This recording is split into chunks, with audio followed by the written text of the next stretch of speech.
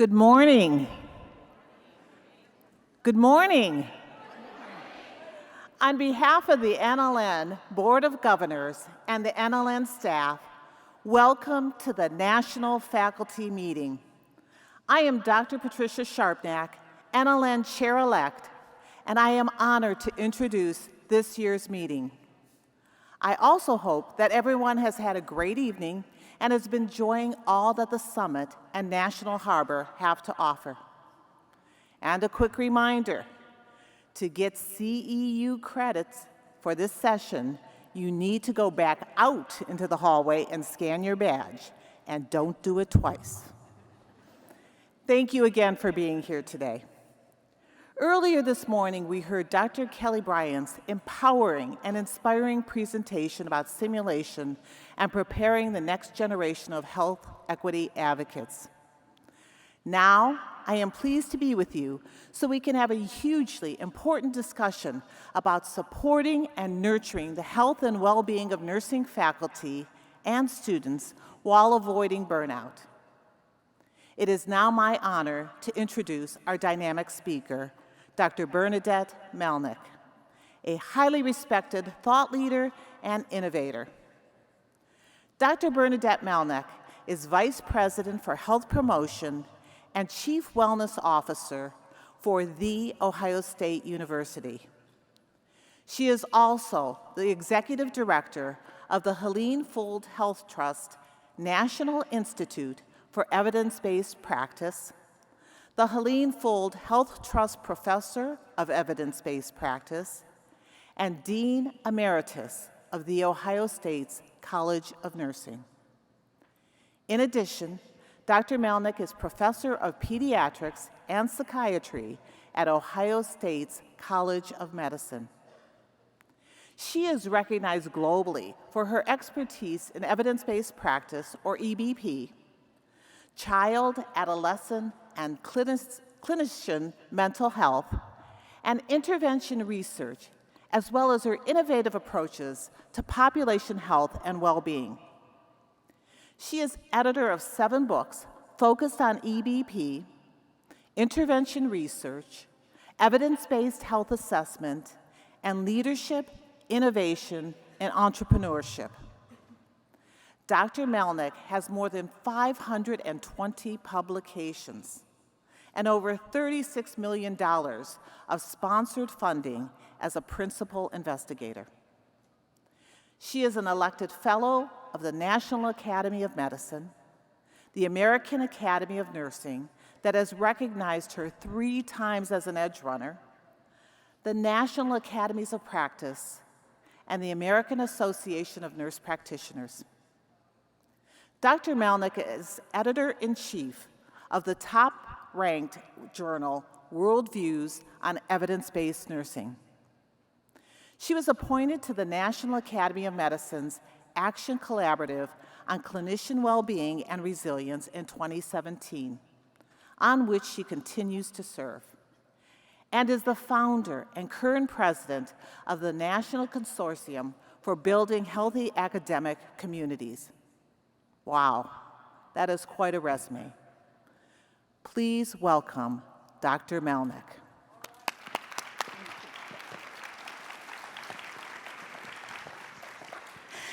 Good morning. Are you excited about getting healthier and getting your students healthier? Great. Even if you're not excited, if you can act excited for me, I would so appreciate that. I just want to disclose my conflicts before I start. I receive honorariums for my books, and I have 2 companies that disseminate my evidence-based co-programs. So let's start with a dose of vitamin G for gratitude. I want to thank each and every one of you for all you did during the COVID-19 pandemic. It has been a character-building 3 years. Now coming out of the pandemic, it's more important than ever to promote faculty, staff, and student well-being. I have evidence to share this morning. I have long had a philosophy: in God we trust. Everybody else should bring data to the table. So I'm going to bring you data today. If you sit 3 hours a day, you increase your cardiac risk by 30%. If you sit 5 a day, that's comparable to smoking 1 1/4 packs of cigarettes on our bodies. Now, some of you look shocked when I gave you that evidence, but why didn't you all stand up? It's culture. Culture eats strategy for breakfast, lunch, and dinner. Culture takes time to change. It doesn't happen overnight. But seriously, if you want to improve your own and your students' health, stand more, sit less. If you want to have more energy throughout the day, stand more and sit less. So I'm going to share my story with all of you so you can understand why I'm so passionate about wellness and prevention. I grew up in that small little town you see on the slide, Republic, Pennsylvania, an hour south of Pittsburgh, right on the West Virginia border. My dad was a coal miner. We lived in half of a little company house. We struggled financially, but I was born with rose-colored glasses on, and I still can make lemonade out of lemons any day. But my whole world shattered when I was 15, home alone with my mom when she sneezed, stroked out, and died right in front of me. I suffered from terrible post-traumatic stress disorder, depression, and anxiety. After 5 months of not sleeping, not doing well in school, I was taken to my family physician, and my cousin said, do something to help burn. That provider did what so many still do today in 2023.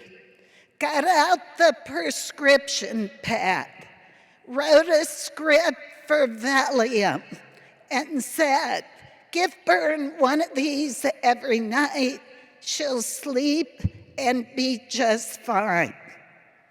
I remember taking a Valium that night, but I woke up the next day groggy, and I said, I can't take these. I just gotta get up and cope. But in the next 4 years, not only did I lose my mom suddenly, I lost a cousin who was like a brother to me following a car accident. I lost the only grandparent I ever knew and loved. And when I was 19, my dad had a massive heart attack. That's a lot for an adolescent.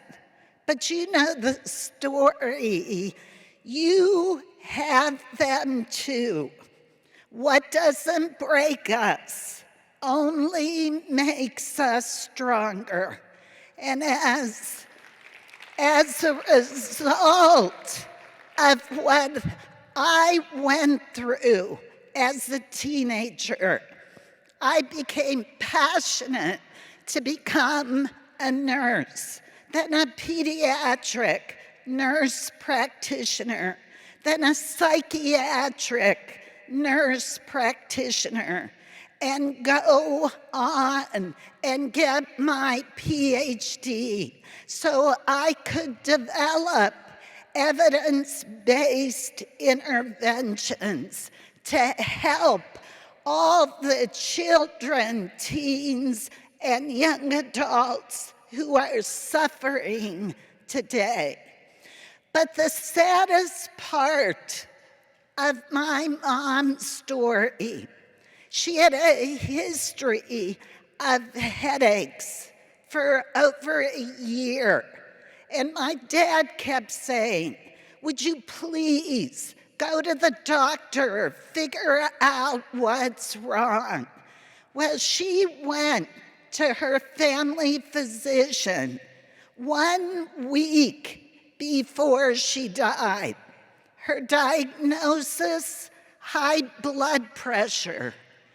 Given a prescription for a blood pressure medication that my dad found in her purse after she died. She never took it. But think about this.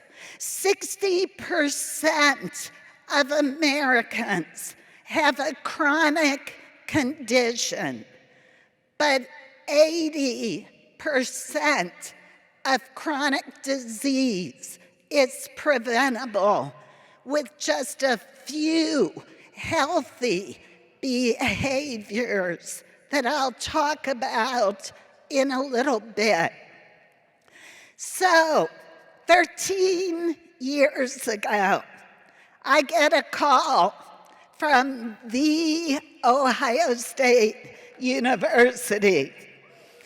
The chair of the search committee for the deanship said to me, Melnyk, we see how you've exploded that college at Arizona State.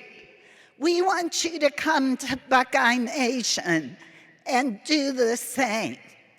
I said, Carol, I am so humbled you thought of me, but I have no intentions of leaving sunny Arizona and going to Columbus, Ohio. But I had been studying corporate wellness for 3 years. I was flummoxed at the fact corporations got employee wellness. They were appointing chief wellness officers. But when I went to look for chief wellness officers at a university in the country, I could find none. So I'm a big dreamer, and I'm also a big risk taker. So I just threw my dream out.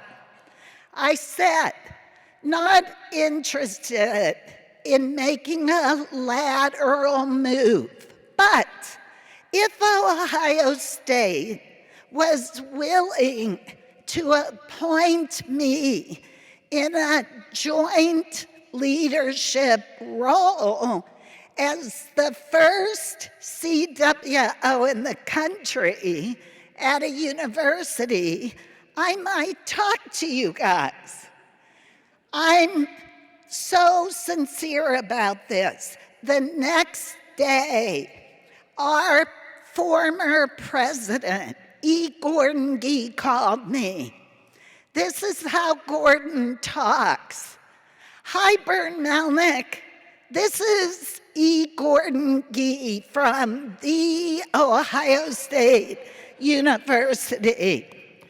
What the Sam Hill is a chief wellness officer, and what would you do if I decided to give you that joint role? Seriously, everybody, that's how I got to Ohio State. And I share that with you because you gotta put your dreams out there. You can't hold back. You've got to take risks, and we gotta bring up our students to do that as well. You just never know when you risk take if it's gonna happen, but you've got to take those risks. I'm in a network now of 55 chief wellness officers throughout the country. That's awesome, because we started that movement. But what's sad for me, out of those 55, they're all physicians, except 2 of us who are nurses. We cannot let medicine take the lead in this country on wellness and prevention. So, wellness is the optimal state of living well. At Ohio State, we've got 10 dimensions of wellness now. We just added digital wellness, because that's a big problem right now with a lot of our children, youth, and college students. Everybody, nurses, do a great job of caring for everybody else.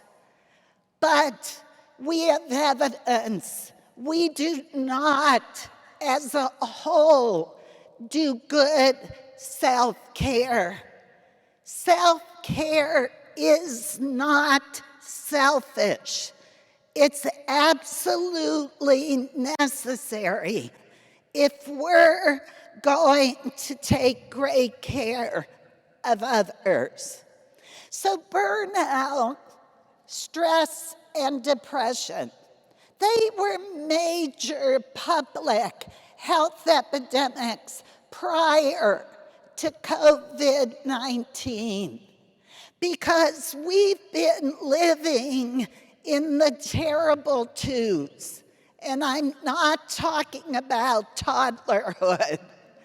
I'm talking about too much stress, too much work, too many tasks, too little time for self-care.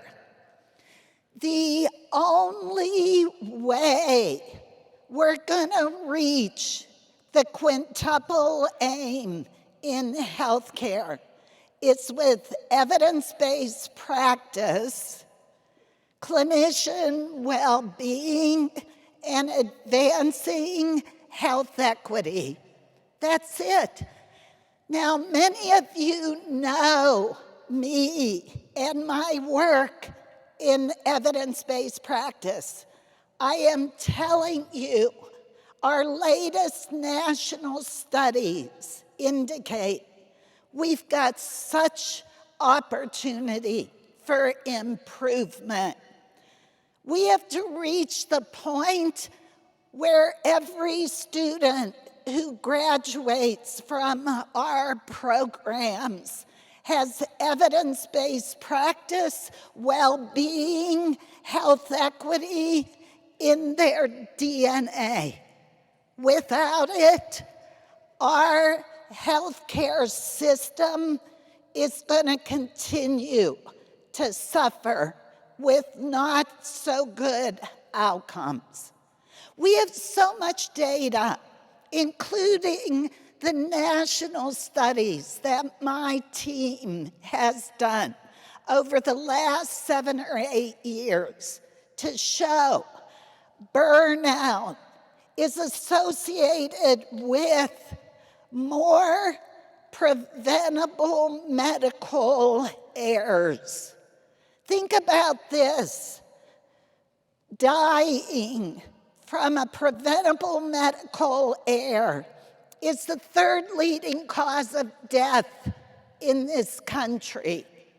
Many of those errors are done by well-meaning, caring nurses, physicians that are totally burnt out. This country spends $4.6 billion a year on burnout. And then, what else do we know from national studies? Burnout in the healthcare workforce in most institutions is between 50 and 70%. It's associated with depression and anxiety. Do you know nurses have a higher suicide rate than the rest of the general population? The longer the shifts, I have multiple studies that show this. 12-hour shifts are not good for nurses. They have more mental health and physical health problems.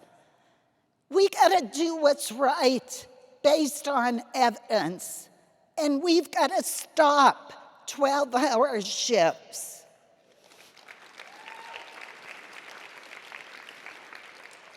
The majority of nurses and nursing faculty do not meet evidence-based recommendations for physical activity, healthy eating, sleep, stress reduction.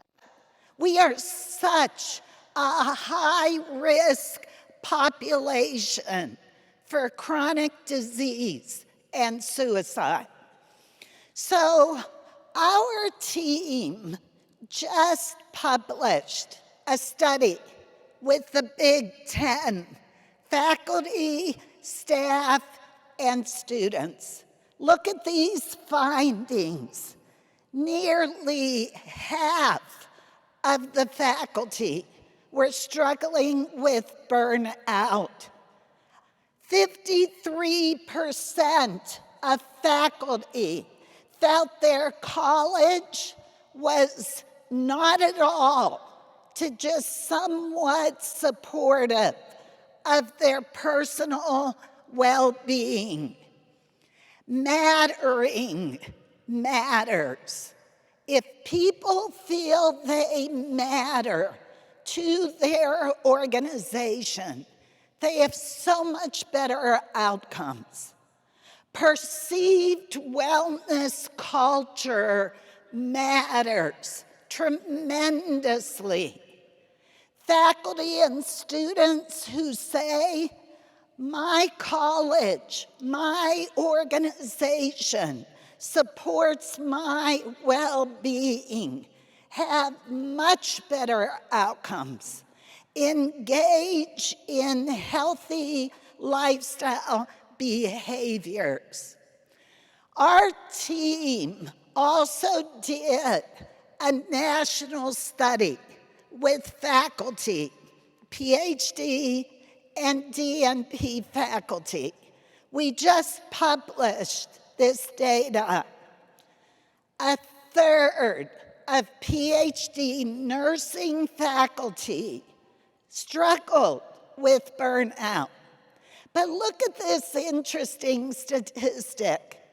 PhD-prepared faculty had significantly higher levels of depression than DNP-prepared faculty. Data from the open-ended questions we asked indicated PhD-prepared faculty were in the tenure track, and there was much more pressure on getting grant funding and publishing, which explains the higher depression rate. Well, for those of you who are deans, why should you invest in well-being of your faculty, your staff, and your students? Because of all these consequences, if you don't, people will show up, maybe they'll be physically present, but they won't be fully engaged. You'll have higher turnover, lower productivity, higher levels of people with mental health issues. And if your faculty are burnt out, depressed, it's going to have an adverse impact on our students. Nursing student stress, depression, and anxiety is higher than any other student population at our universities. During COVID, 1 out of 4 18 to 24-year-olds said, I thought about killing myself. This wellness cannot be optional. It must be integrated in our academic courses, in our cultures. Because if we don't do it as educators, we're going to keep growing up another generation of nurses with major mental health problems.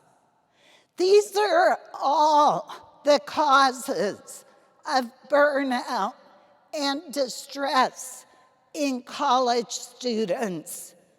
Learning environments cause a lot of distress. A lot of students don't have evidence-based coping skills. So we need to give that to them while they are with us. Study after study shows for every dollar we invest in wellness, there's a $2 to $4 return. At Ohio State, we saved the university, because I give this data to the president and the VP of Finance. We save Ohio State millions and millions of dollars every year that comes back because we invest in wellness. What happened during COVID? Things got worse. We have evidence to show people tried to cope with COVID with unhealthy eating. In fact, of the people who gained weight during COVID, the average weight gain was 29 pounds. That's evidence-based. Alcohol use went through the roof, especially in professional working women with children. Physical activity declined. So what we're going to see 3 to 5 years from now is even higher rates of chronic disease. So the National Academy of Medicine said in 2017, we got a major epidemic here. So we're going to launch the Action Collaborative for Clinician Well-Being and Resilience. And our wonderful CEO, Bev Malone, who I so appreciate, and I were appointed to work on this Action Collaborative. If you have not gone to this website, I encourage you to do that. We have so many evidence-based wellness resources for people. In October, we launched the National Plan for Health Workforce Well-Being that includes our learners. So please do more than download that plan. Go back and say, how can my college or school put into action some of these recommendations? Now, what I've learned through research and my 12-year journey as CWO at Ohio State, it takes 3 things to start to bend the curve. You can have all the great evidence-based wellness programs available for your faculty, staff, and students. But if there are system issues that we know cause burnout, and if they're not fixed, you're not going to move the needle that much. If the culture is not one of wellness, you're not going to bend the needle much. So at Ohio State, we take an evidence-based quality improvement approach to population health and well-being. We target evidence-based interventions to leaders, top leaders, faculty, managers, the system. We do it all in a culture of well-being, and we measure outcomes diligently every year and use that data for interventions for the next year. We have nearly 700 faculty and staff who are Buckeye Wellness Innovators. They donate about 3 to 4 hours of service time a month to work with me and my wellness team to create cultures of well-being. We do a Faculty Live Well series where we teach faculty how do you integrate wellness into your lectures, into your academic curricula. And we have built what we call Live Well classrooms, where we stand and move more, encourage students to equip them with positive coping skills. Think about this. We used to joke since 2000, and a landmark paper came out that said it takes 17 years to translate findings from research into clinical care. 17 years. Well, guess what? A study came out in 2021 that said, guess what? We've moved the needle by 2 years in 2 decades. It only takes 15 years. At that rate, it'll take us 150 more years for quality evidence to come out, and bam, we implement it.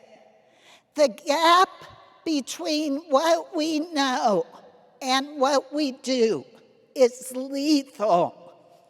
We also need to de-implement what doesn't work.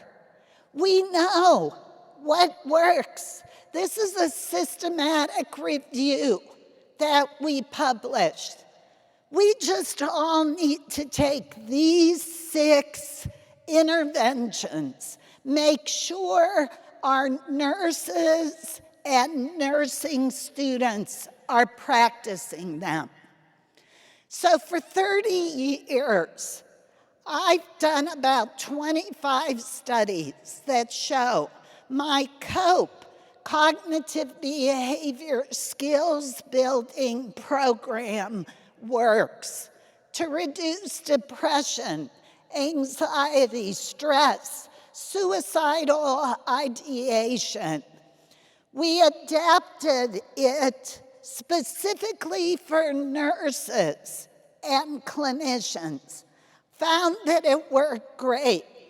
Most recently, I just received a nice grant from the American Foundation for Suicide Prevention to digitalize this CBT program so we can reach any nurse or nursing student across the country who is suffering from stress, depression, and having thoughts of suicide.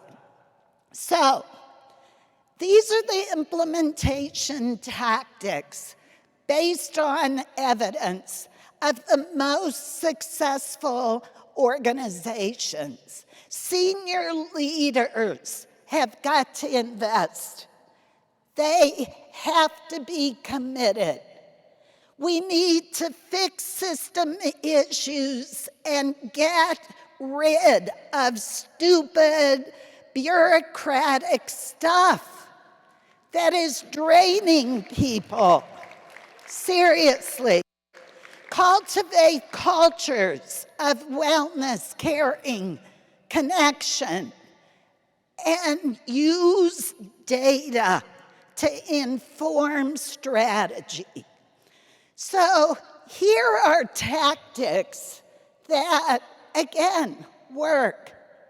About 4 years ago, I appointed 2 of our faculty with FTE time to serve as wellness directors for our undergrad and graduate programs. They work with faculty to make sure they're integrating wellness in their courses. We stopped meetings, no meetings until 11 a.m. on Mondays, no meetings on Fridays. Do you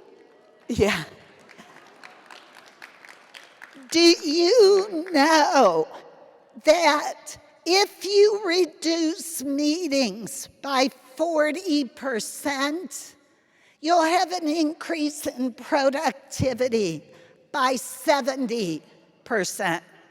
That's evidence-based. We've got to walk the talk. We do at Ohio State.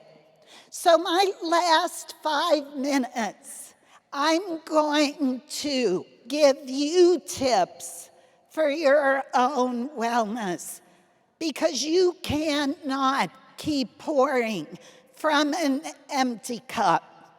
This is a 1-item burnout scale. I want you to be honest with yourself. Where do you fall on that scale right now? And if you're falling in 3, 4, or 5 category, a red flag should be going up right now.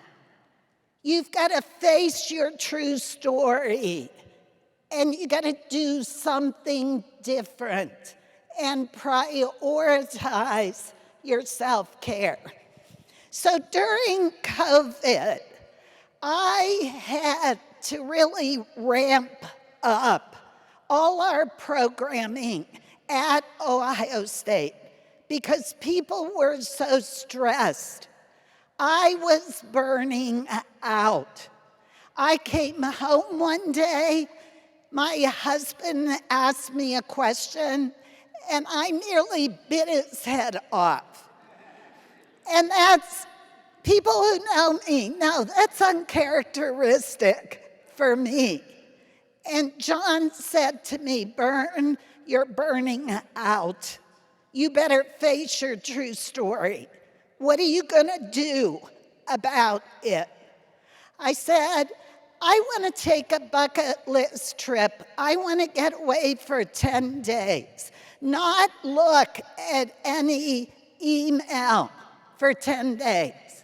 I have a great team for the college, for wellness. They can handle anything that comes up." So we went 10 days.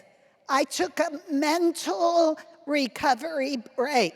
What was hysterical is my husband said, "Which Big Ten trip do you want to take?" I said, "I want to go to Tanzania and watch the wildebeest migration." That's what we did. Those are the photos that I took. So, considering all causes of death and disease, behaviors are the #1 killer. But most people don't change unless crisis happens or their emotions are raised.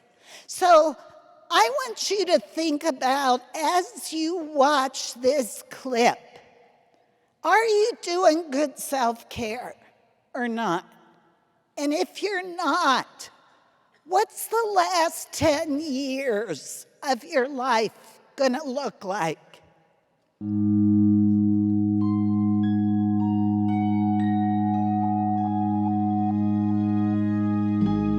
What will your last 10 years look like? Will you be quick enough for a game of tag with your grandchild? Strong enough to embrace every moment?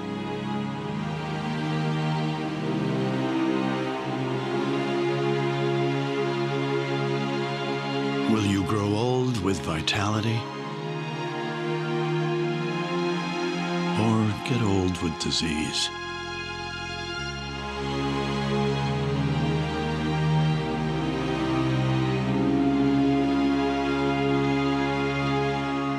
It's time to decide.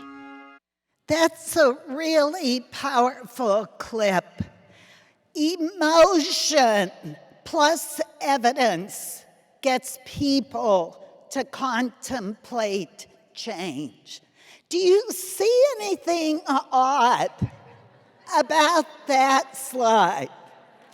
That's a real fitness facility in the state of California. You have a choice. Do I walk the stairs or do I take the escalator to go work out at the gym?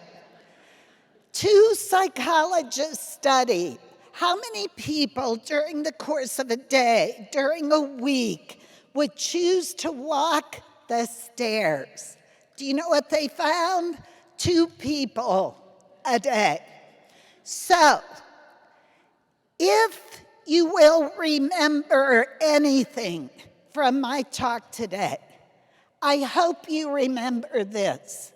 This is research-based. In order to decrease our risk of chronic disease, this is all we have to do. Help our nurses to do. Help our students to do. You might say, Bert, you're crazy. I can't do 30 minutes of activity 5 days a week. I say, yes, you can. No more 60-minute meetings, 50-minute meetings, and you'll have time to go walk the stairs, dance to some music, just move more, sit less. 5 fruits and veggies a day, don't smoke, and everybody gets happy when I share this one. But if you don't drink alcohol now, don't start. Because it's being linked to more cancers. If you do, limit it. Just 1 drink a day. Then everybody asks me, Bern, how big can that drink be? Standard size. 7 hours of sleep, regular practice of stress reduction. I want you today to say, this is January 1 for me. I'm going to take one of those behaviors. I'm going to set a goal for the next 30 to 66 days. I, Bev Malone, will increase my physical activity from 15 minutes 3 days a week to 20. Just do it. But time is often our biggest excuse. I want to share, we wouldn't send divers into a deep ocean without an oxygen tank. How can we send our students throughout life without giving them evidence-based mindfulness, cognitive behavioral skills that we know will protect them from chronic disease? Help me by engaging, getting your faculty and students to do the 155 challenge, a minute of gratitude every morning, 5 minutes reading in a positive book or listening to a positive podcast, and 5 minutes of movement. Lastly, truly, you can have the best strategic plan in the whole wide world, but if you cannot inspire your teams with a big dream that gets them excited to jump out of bed on Monday morning and say, I'm so excited, I get to go to work today. People who dream big, we have evidence on this, fuel purpose, passion in their lives. And that's worth 7 extra years of your life. So I'm going to finish by saying, if I could be your fairy god person today and give you any wish you could accomplish in the next 3, 5, 7 years, what are you going to do if you can't fail? What are you going to do? And do more than think it. Write it down. Put it where you can see it every day. Encourage your students to do the same thing. If you knew how many times in my life people looked at me like I had 3 heads, because I'm a big dreamer. I never get into an argument when people say, that'll never happen. I just smile and I say to myself, I'm on the right track, and I keep going. We've got to support each other. Dream big, risk take, but eat 1 bite of the healthy bundle of carrots at a time. This is my beautiful family. When I get up in the morning and I don't feel like taking my 3 character-building dogs for a walk, I put these faces in front of me. I do these healthy things for them because I didn't have a mother to see me graduate from high school, college, go on to have this beautiful family. So if you don't do it for you, do it for the people who love you, who want you to be around a long time. And if I can't motivate you enough, this little girl certainly will. Do it! Just do it! Don't let your dreams be dreams. Yesterday you said tomorrow. So just do it! Make your dreams come true. Just do it! Some people dreamers are obsessed. And you're going to wake up and we're going to work hard at it. Nothing is impossible. You should get to a point where anyone else will quit. And you're not going to stop there. No, what are you waiting for? Just do it. Just do it. Yes, you can. Just do it.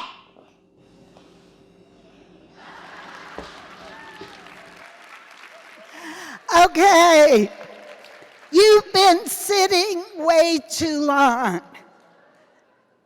People, some are standing back there, thank you very much.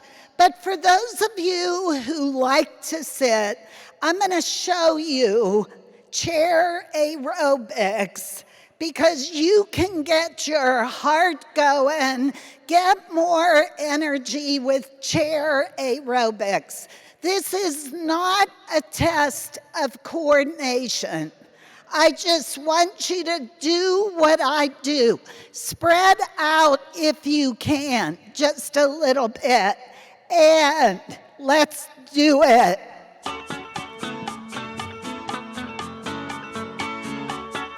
Okay, we're gonna march.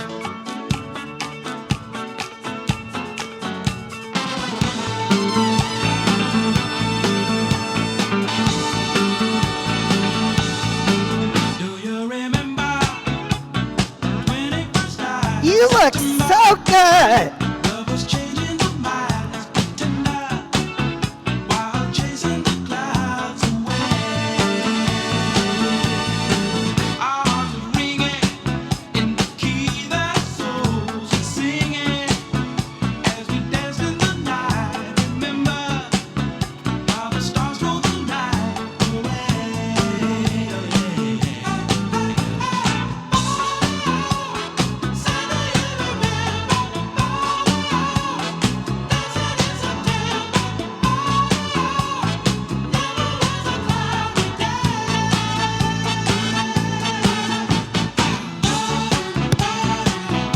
Keep marching.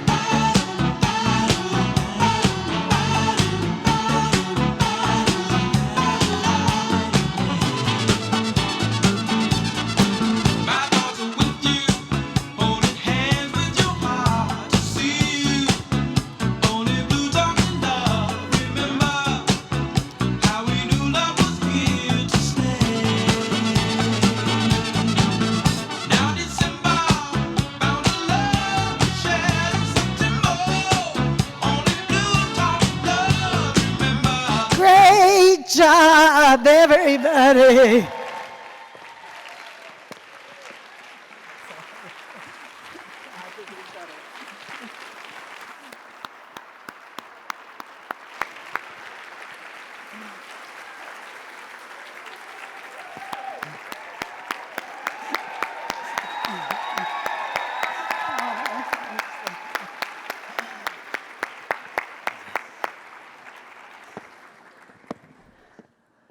Dr. Melnyk, thank you for this extraordinary, timely, and powerful conversation. You not only gave us the permission to put on that oxygen mask first, but that it's an imperative that we prioritize the health care, our self-care for the nation, for our students, and for ourselves. You are an exemplary leader, and we appreciate your willingness to share your insights and wisdom with us. And I will have to say, watching the board of directors doing the exercises, there's a few of you that have a bit more rhythm, Dr. Brewington and Dr. Malone, than some of those on this side, all right? We would like to invite the audience to have an opportunity to engage with you.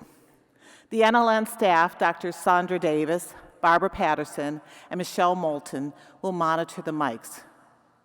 We only have time for 2, maybe 3 questions, but when you come to the mic, please state your question briefly and succinctly and keep within a 1-minute time frame.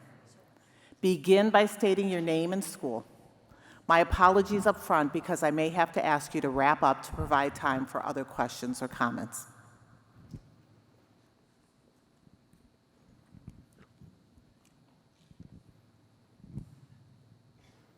Where are the mics?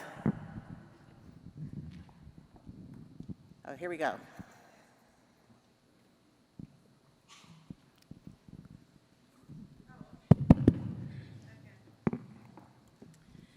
What can we do we had a faculty member who had COVID and missed 2 days of clinical, and it was brought up in the faculty meeting that we need to make sure that our students attend clinical, even though she had just had COVID.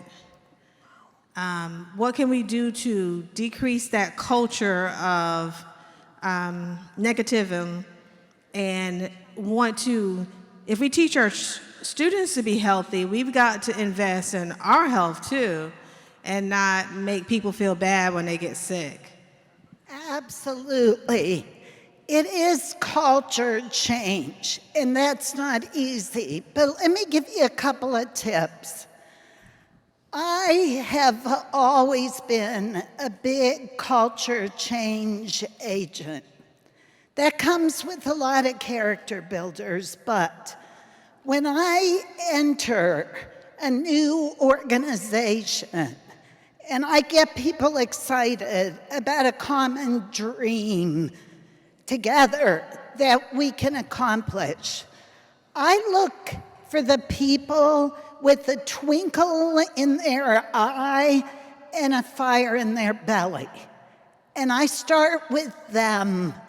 When I was younger and less wise, I would spend way too much energy trying to convince the big resistors why we should make this change. And most people resist because they have fear. So if you can be transparent, sit down with people who are resisting these types of changes and say, what are you afraid of? Sometimes that helps. But bottom line, don't give up. You just gotta stay persistent through those character builders. Culture change is gonna take minimum 3-5 years to happen. But you can do it because it's critical for our faculty, staff, and students.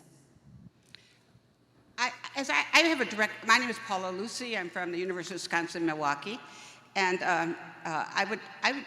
as I think about my students who are direct entry students, and I think about myself having a birthday with a big 0 at the end coming up, I wondered if you could talk a little bit about transitions and how to really keep good habits, or how almost I think you almost have to be more involved when you're involved in a transition. Yeah. Transitions are challenging. There's no doubt about it. But I think it gets back to envisioning, where do you see yourself, and then making the commitment. And it takes 30 to 66 days. This is research-based to make or break a new health habit. You see, January 1, everybody's got great intentions, but they often set too high of a stretch goal from where they're at. You see, inch by inch, it's a cinch. Yard by yard, it's hard. But get an accountability partner and share with that partner what you're gonna do in the next 30 to 66 days to prioritize one healthy lifestyle change. And get that person to check in on you regularly, or get a health coach. They're great. We have time for another question.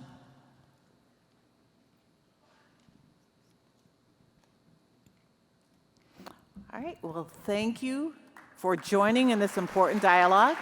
And Dr. Melnyk, thank you again for being with us today.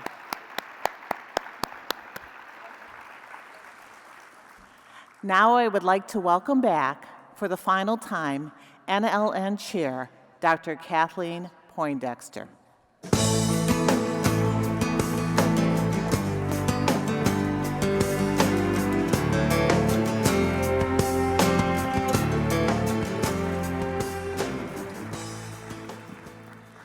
Good morning. This just isn't fair to follow her. Wow. Next time, we're going to reverse this. What a powerful, powerful statement, and I hope that we are all energized, and I know I'm going to see you all walking down the stairs as we go to our next session, right? I hope that you have enjoyed NLN Summit 2023 and are energized with new ideas to reimagine, re-envision, and redesign the future of nursing education, because we have a lot to do. I want you to keep the spirit ignited and spread that enthusiasm with your colleagues when you return home. The presentation shared by Dr. Zhao, Dr. Malone, Kelly Bryant, and of course, Dr. Melnyk were so powerful and will continue to resonate with all of us as we leave the summit and return home. And hopefully you'll share these messages. Most important is I don't want to forget and thank all of our presenters, our speakers, and our scholars for taking the time to share your knowledge and your expertise and your innovations. Together, and only together, by sharing our collective knowledge, we're able to advance the future of nursing education. So for everyone that gave their time and talent, please give them a round of applause.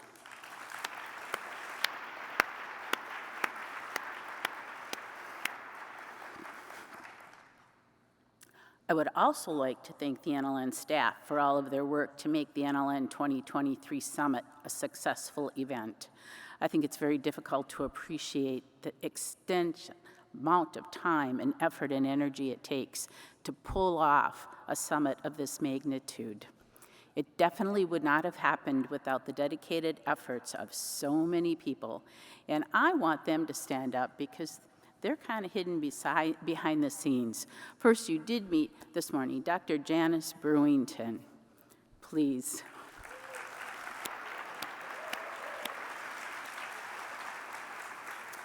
Mike Keaton. He makes everything happen behind the stage. He keeps us on target, and he cues us all in. So he just runs all of this together. Mike Christak. Where's Mike? He has been planning this summit for months and making sure that everything is all set and put together and all the reservations were there. Elizabeth Reyna. You've seen her many times. She's not just foundation, she's membership. You've seen her on the net. Elizabeth, thank you again. And I want to recognize our fantastic registration team. I don't think they knew I was going to say them or recognize them, but how many of you have gone to that registration desk for every single question you had? And that includes me. So, thank you so much. And I'd also like to thank our Board of Governors for their ongoing leadership, guidance, and commitment to NLN. Again, please, as I call your name, stand and be recognized. Patricia Sharpnack, who's sitting behind the screen here with me, Tidra Smith, Ann Kraus, Audrey Bouvet, Majida Albana, Rachel Reisner, Yolanda Van Riel, Cheryl Hoyne, Walter Bumpus, Michael Newsom, and Mark Vogt.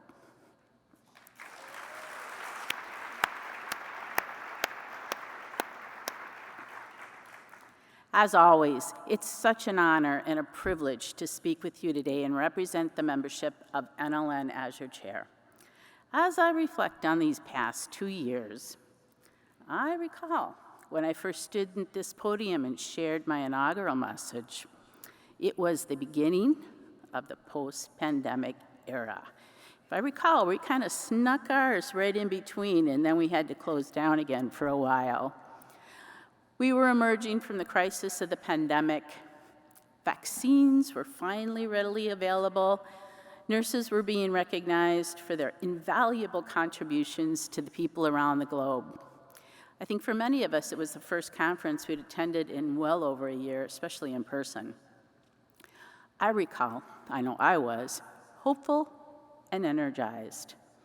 Despite the unthinkable, unanticipated tragedies, we were ready for our new normal and anxious to regain some predictability and control in our lives.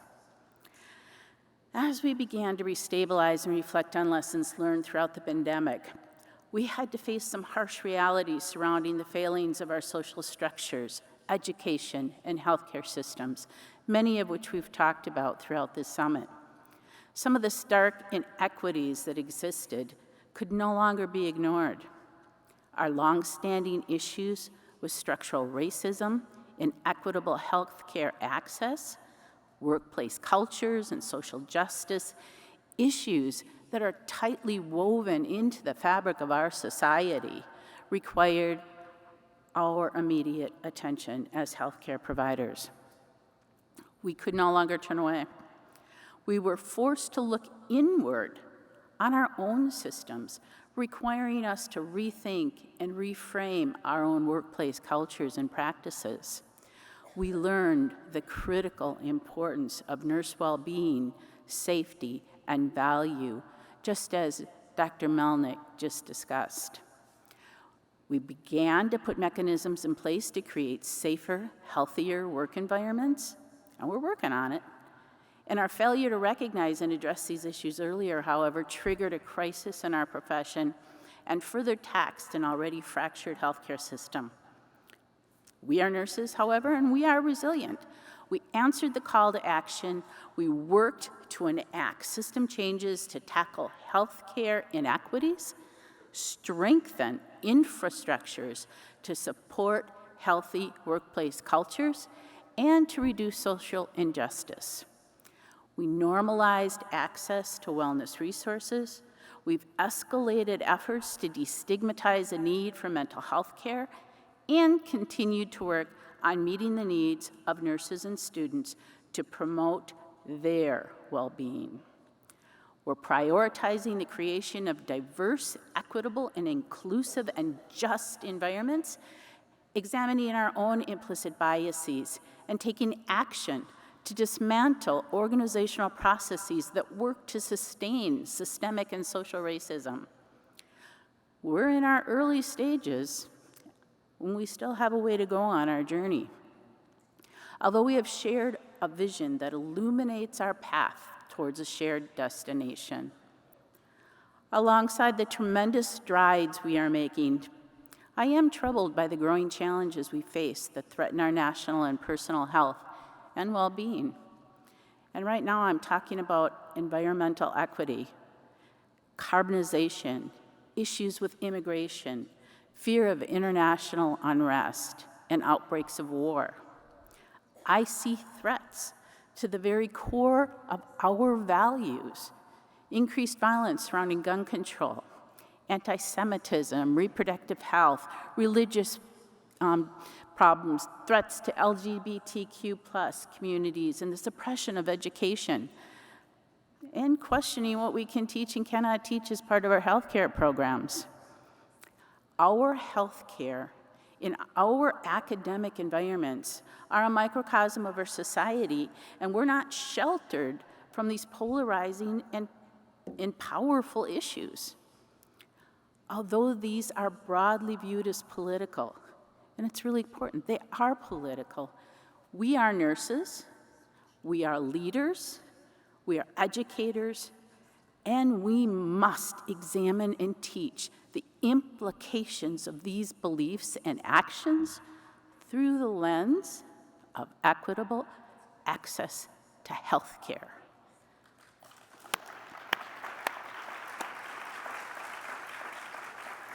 That is the core value of our profession. The future of nursing workforce will require greater diversity, as we've learned, specialized education, and preparation to achieve universal access to global health care.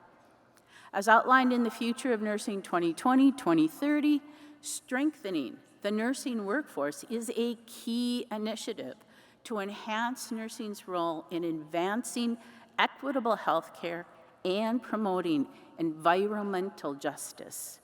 We need to educate ourselves and our students on strategies to achieve justice by eradicating the root causes of social racism and inequitable access, serving as allies and advocates.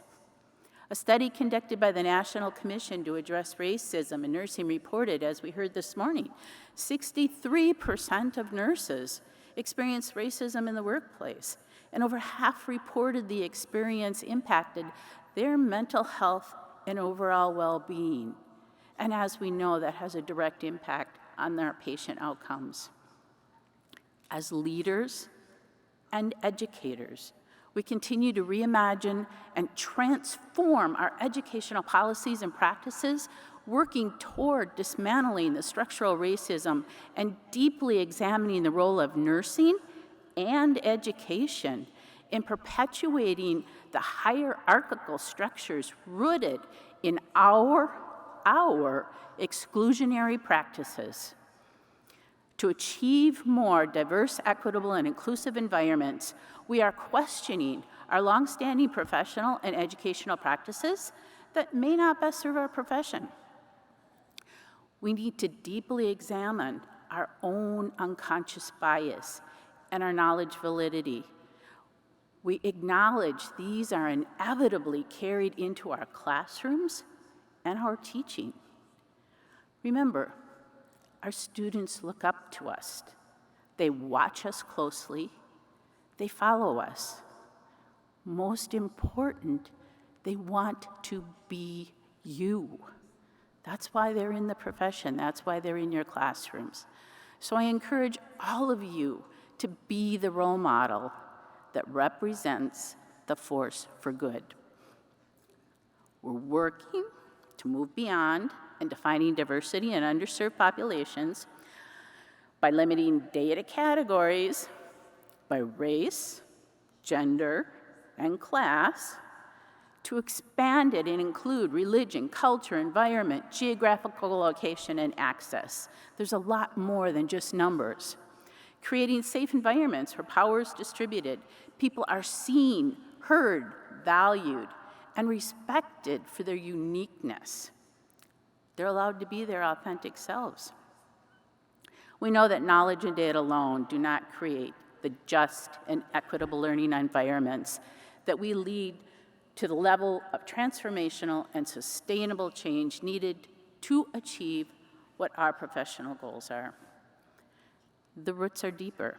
However, we will continue to prioritize taking action to dismantle those long-standing organizational processes that work to sustain current oppressive practices and our beliefs.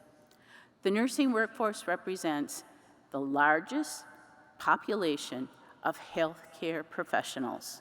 And remember that. We are over 3 million strong. And with a history of providing care for all persons across a broad range of environments around the globe, that's important, that's impressive. Think what we can do. Our Code of Nursing reinforces the foundational belief of our profession that healthcare is a universal right that transcends, and it is, yes, it is a right that transcends individual differences and political, political beliefs, where all individuals are treated with respect and dignity. Nurses have the greatest potential to reduce actions that promote disparate access to quality health care while promoting respect and dignity for those persons impacted by environmental inequities and social racism. Nurse educators and leaders are essential to enhancing nursing's role in reducing healthcare inequities and improving access to quality healthcare by strengthening and building a qualified, competent future nursing workforce. Our role is the future. Change begins with education. Achieving this goal will require a combined effort and a sustained commitment to action and advocacy, interdisciplinary health, care collaboration, and shared educational opportunities to meet the diverse needs of our nation and global society. Lessons I have learned throughout my career and my time as your chair have been continuously reinforced by the dedicated efforts of the NLN, include the importance of nurses everywhere to serve as leaders in healthcare. Strong leaders recognize the importance and value of relationships, and individuals can make great strides in achieving good outcomes. However, when all of us work together and organizations work together, we can achieve great outcomes and initiate movements that alter the course of history. The NLN, guided by the core values of caring, integrity, diversity and inclusion, and excellence, and dedicated to our mission to promote excellence in nursing education, to build a strong and diverse nursing workforce, to advance the health of our nation and the global community, is your door to developing relationships and working with a vast, diverse group of amazing professionals. So I encourage every one of you here today to seek out opportunities to become involved. Take an active role in advancing your profession. Reach out to someone that has a shared interest or an idea that is important to you and form that partnership. It's been an honor to serve as your chair. And right now, I am pleased to hand over the leadership to my successor, Dr. Patricia Sharpnack, who is she is an outstanding, endeared colleague, who is a visionary leader and mentor. I'd like to leave you with some inspirational words I read from someone else I greatly respect. Susan Miyamoto. She is the Chief Executive Officer of the American Academy of Nursing. A nurse's voice does not need to be the loudest or the most dominant in the room, but we must be more concerned with the way our voice resonates with intelligence, integrity, grace, and passion. As advocates for health equity, a nurse's voice speaks for more than the individual. It speaks for those who depend on our message to enact change, and that is a power we must be emboldened to use. Together, we're the future. Together, we are the agents of change. We will dismantle systemic racism. We will continue to promote environmental justice. We will create a diverse and equitable environment, an inclusive workforce, and we will continuously strive to advance the health of our nation and our global community. Thank you.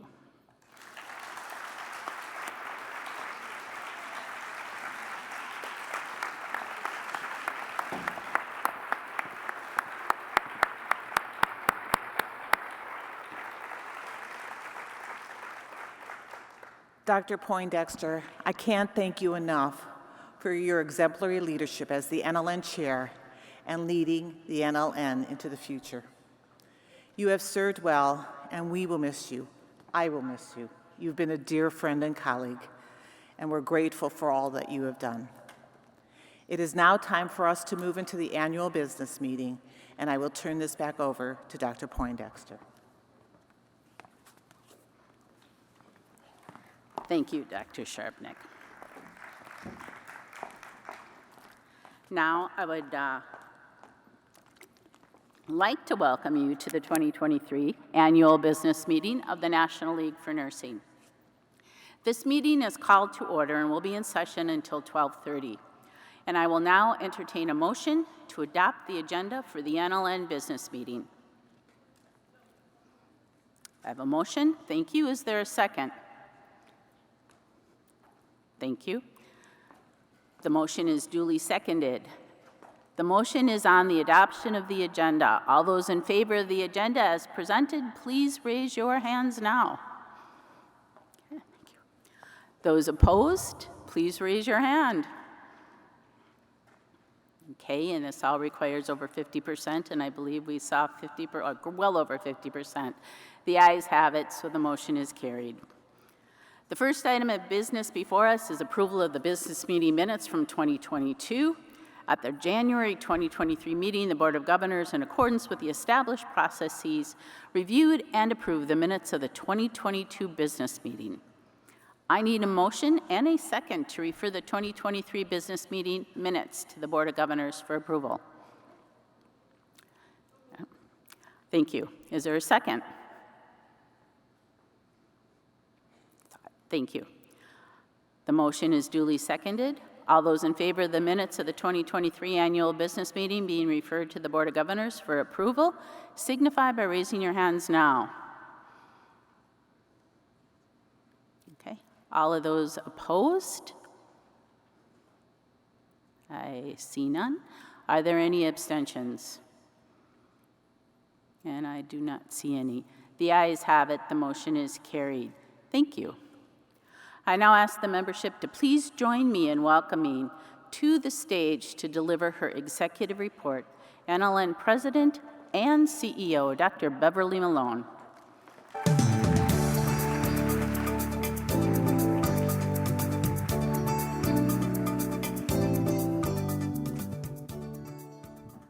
Good morning, colleagues, and thank you, Madam Chair.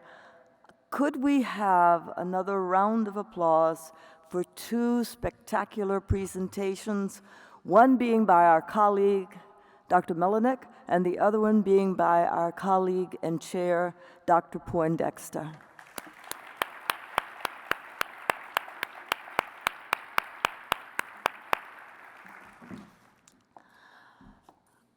Well, I thank you all for attending our 2023 business meeting.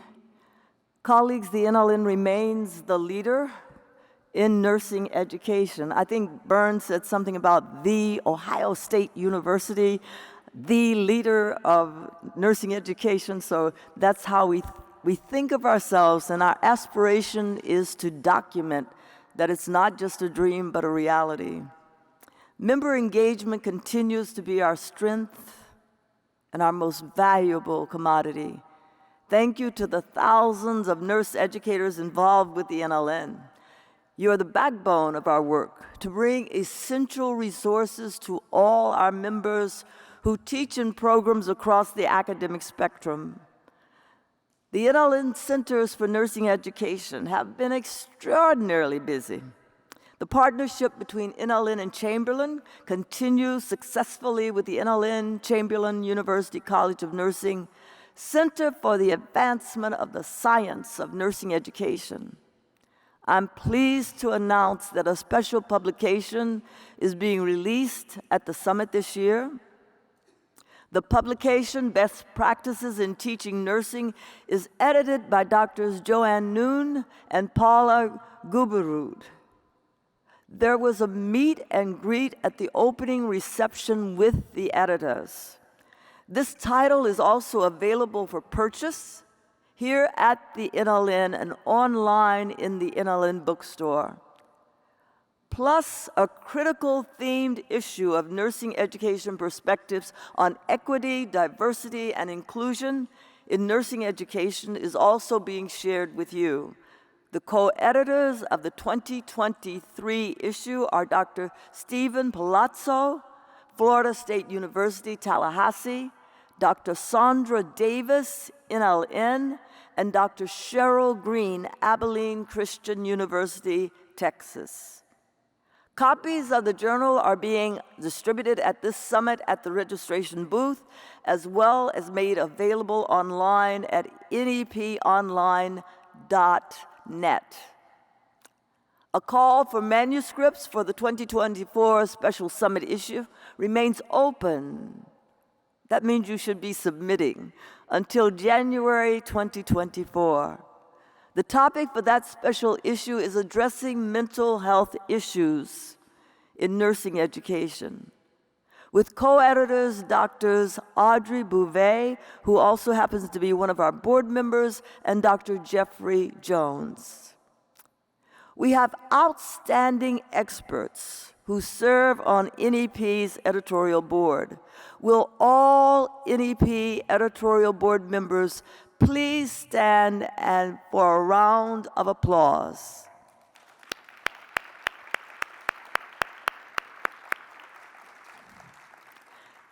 Colleagues, planning begins for the Nursing Education Research Conference, affectionately called NERC, in Washington, D.C. for March 27th through the 29th, 2025.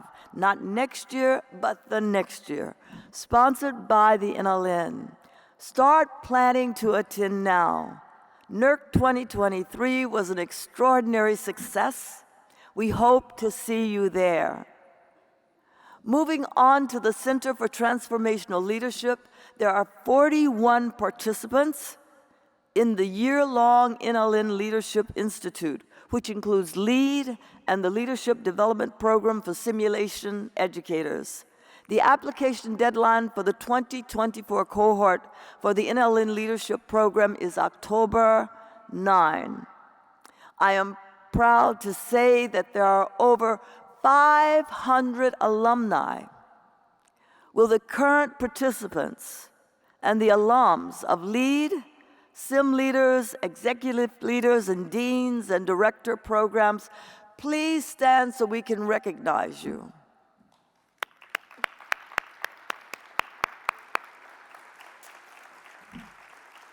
Thank you.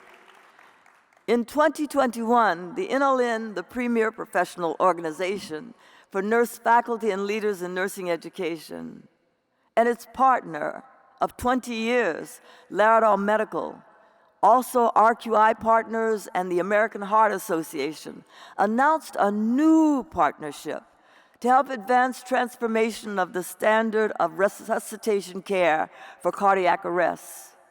Resuscitation quality improvement in innovative, evidence-based digital approach helps learners achieve sustained mastery of high-quality CPR skills and verified competence through short, quarterly practice and review sessions. Currently, there are 34 schools of nursing and over 5,000 subscriptions. The initiative continues to be successful. The NLN Walden University College of Nursing Institute for Social Determinants of Health and Social Change cultivates leaders who can address issues of social determinants of health and equity in a variety of settings. The Leadership Academy is housed in the Institute as a year-long program designed to develop leaders and catalysts of social change who understand the foundations of inequities and have the knowledge, skills, and courage to navigate complex organizational systems and structures to address the social and structural determinants of health, so that all individuals and communities can live the healthiest life possible. The NLN Walden Leadership Academy is in its second year with 10 interprofessional educators. A book about leadership and social determinants of health is scheduled for release in 2024. The Center for Innovation in Education Excellence continues to integrate creative initiatives such as faculty intensives, simulation innovation resource center, deeper dive courses, and coaching for excellent courses. The center has partnered with Laerdal Medical and Wolters Kluwer to complete an advanced medical surgical full-scale scenario pilot, as well as VR clinicals. 2 NLN nurse educators traveled to Copenhagen to conduct a workshop with Laerdal's development team to showcase the VR clinicals for nursing education experience. Additionally, the NLN Nursing Edge podcast earned honorable mention in the PR Daily Nonprofit Communications Awards for Outstanding Podcast. Well, as a matter of fact, next there have been several successes for the NLN's public policy and advocacy outreach. For example, the NLN was invited to attend the Black Maternal Health Summit sponsored by Representative Lauren Underwood and Representative Alma Adams. NLN has supported legislation such as the Momnibus Act and Title VIII funding for nursing and climate change and health and decarbonization. The NLN Public Policy Committee has devoted and developed the 2023 to 2024 Public Policy Agenda. We've also conducted the NLN Schools of Nursing Survey. Many thanks to everyone who took the time to complete this survey because the data are so important for dissemination to policymakers, funders, accreditation agencies, and regulation.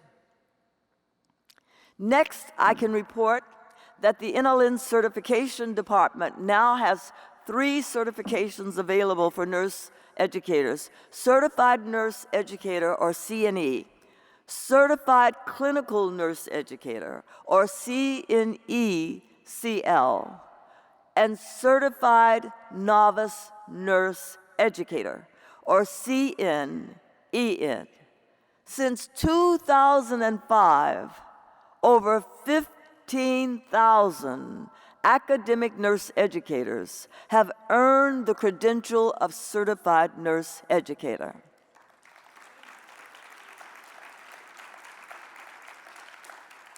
This credential measures excellence as an academic nurse educator, practicing in the full scope of the role. During the past month, more than 800 nurse educators have achieved accreditation, really not accreditation, but certification as an academic nurse educator.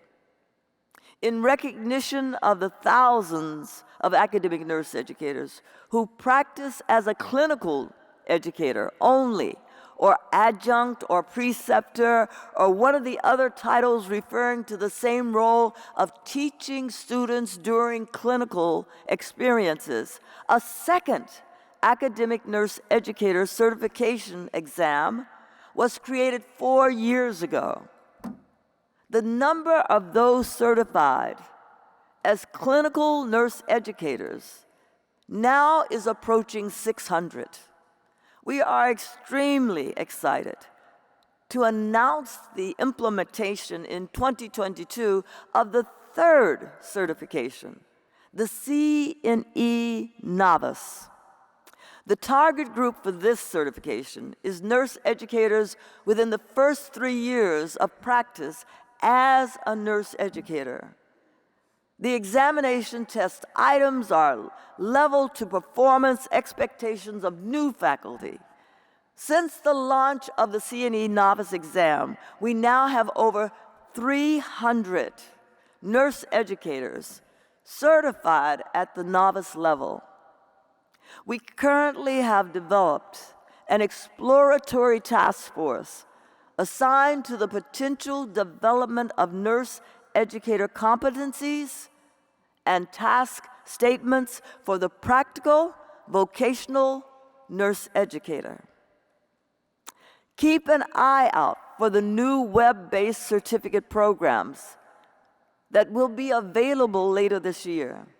Some of the certificates will include online nursing education, moving into the clinical nurse educator role, becoming new faculty, and an introduction to the role of the practical vocational nurse educator. The NLN Assessment Services Division offers a comprehensive range of assessments to support nursing programs, students, employers, and practicing nurses. These assessments can help guide admission decisions, evaluate subject matter proficiency, advance student placement, test NCLEX readiness, and assess practice knowledge. As NCLEX preparation also remains a priority for programs and students, Assessment Services offers NCLEX reviews on-site and virtually at the request of LPN and RN programs. I hope you hear how we're bringing more and more to our LPN vocational nurse colleagues. It is so important. Additionally, smaller cohorts and individual students can take advantage of pre-scheduled virtual reviews. Stop by the NLN Assessment Services booth to learn more about available assessment products.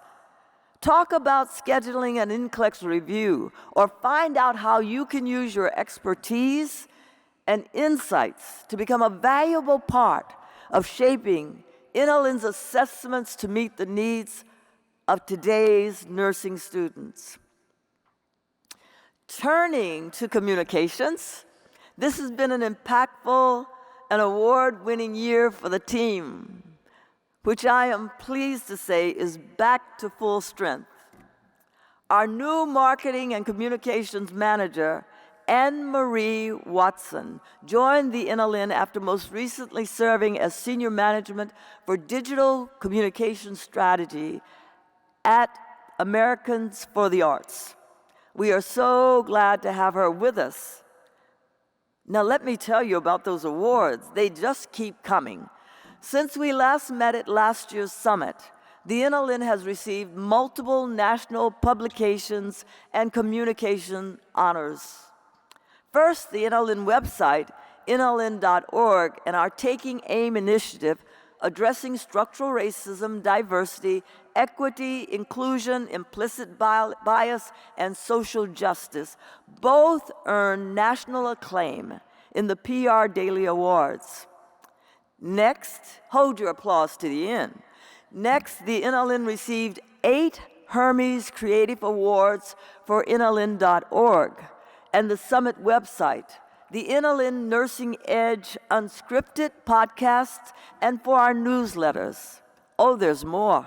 The NLN was also honored with a grand award, the top honor for most improved website in the Apex Awards for Publication Excellence, and earned Apex Awards of Excellence for nln.org and the Member Update newsletter. Of course, my personal favorite.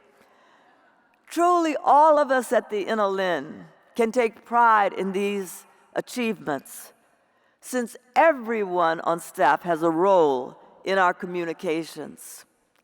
I also would like to send a special shout out to our communications team, led by Mike Keaton, not Batman, Michael Keaton, Mike Keaton, but we do call him Batman. He will respond.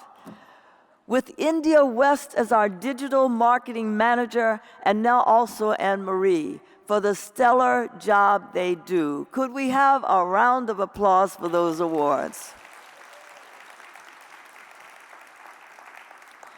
Now, colleagues, it is my pleasure to join in welcoming, and I ask you to come along with me to welcome none other than our Dr. Teresa Schallenbarger.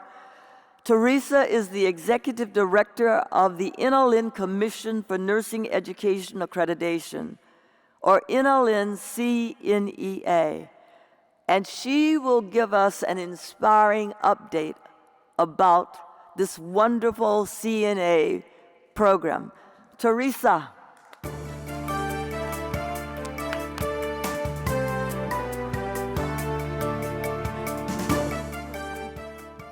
Thank you. I'm so delighted to be here with you today and to provide you with an update about the National League for Nursing Commission for Nursing Education Accreditation, or CNEA. CNEA continues to grow steadily, emerging as the foremost national nursing accreditation, one that respects all types of programs and embraces those core values of caring, diversity and inclusion, excellence, and integrity in the accreditation process. The last year has been remarkably busy, and I want to provide you with a few CNEA updates and highlights. As of July 2023, CNEA has reviewed pre-accreditation or initial accreditation applications for over 160 programs. Yeah, that's great news, isn't it? And we're in more than 30 states and across the globe. These accreditation programs span the educational spectrum, from practical vocational programs through practice doctorate programs. These programs enroll over 50,000 students and thus are really helping to meet that vital workforce demand. Over 200 dedicated volunteers, including our expert group of trained on-site program evaluators, our committee and task force members who review our accreditation materials, and our board of commissioners who make those final accreditation decisions, are providing their time and talent, helping to ensure that CNEA is successful and to guarantee quality in nursing education accreditation from an agency that is values-based and meets the needs of all programs.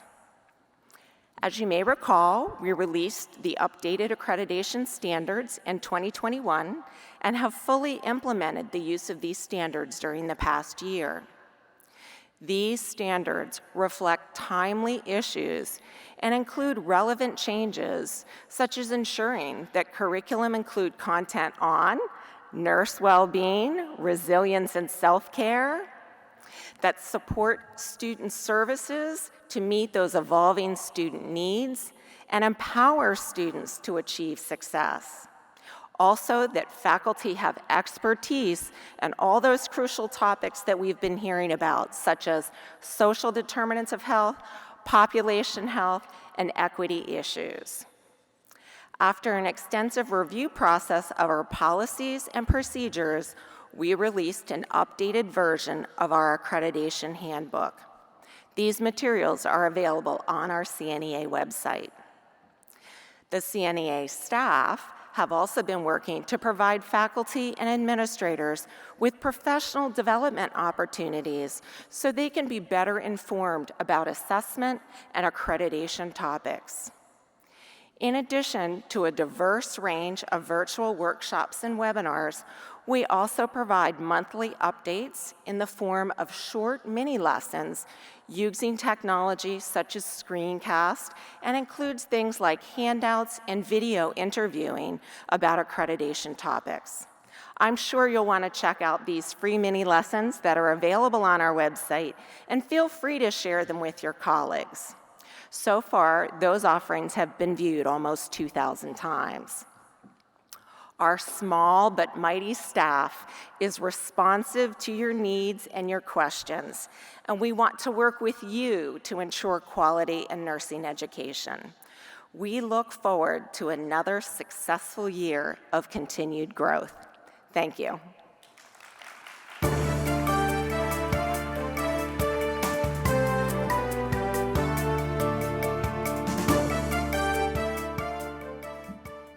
Colleagues, Teresa, thank you so very much for, first of all, being with us and making that decision to come on board and do magnificent work. And I have to acknowledge Dr. Judith Halstead, who was sort of the originator and founding director of the CNAA. I would like to conclude my report by once again thanking our Inaugural Chair, Dr. Kathleen Poindexter, our Board of Governors, our exceptional partners, and my staff, who have all contributed to making this a banner year for the NLN. If the NLN staff who are in the room could please stand so that you can be acknowledged, please.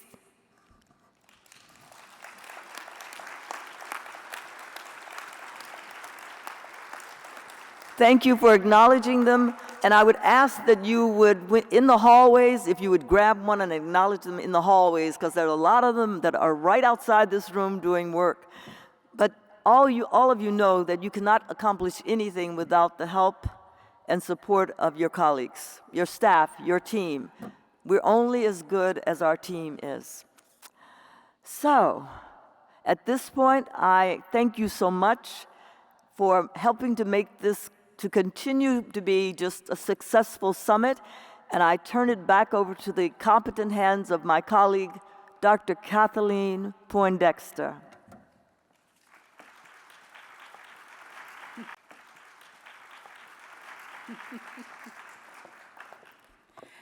And now I would like to invite our treasurer, Dr. Ann Kraus, to give the NLN Treasurer's Report.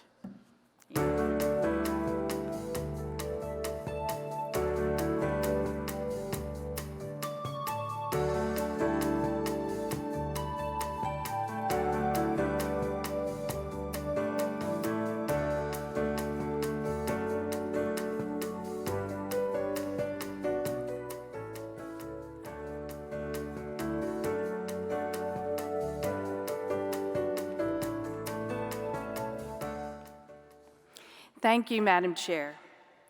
I present this report on behalf of the Finance Committee. The Finance Committee is vested with the care of the fiduciary picture of the organization. I would like to thank the following members of the Finance Committee for their careful oversight of the NLN finances. Okay, oh, here we go.